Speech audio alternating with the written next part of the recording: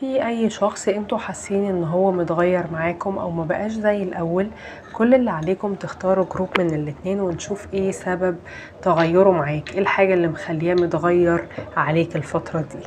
هنبدأ بالمجموعة الاولى اللي اختاروا الكريستالة البيبي بلو، ناخد ليهم مسج.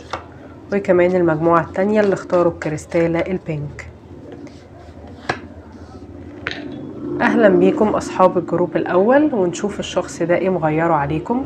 انا شايفة مبدئيا كده ان العلاقة دي فيها طاقات سلبية كتير قوي، فيها بنسبة كبيرة حسد، او ممكن ناس عاملة لكم اعمال مثلا، او الشخص ده حد ودني وبيتأثر وبيسمع لآراء الناس.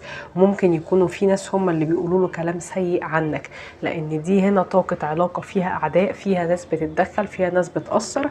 فالشخص ده هنا في حد ممكن قايل له عنك كلام سيء، او هو متعصب منك، وفي كمان مشاعر فيها غضب وغيرة. جروب نمبر 2، اهلا بيكم، نشوف ايه سبب تغير الشخص ده عليكم.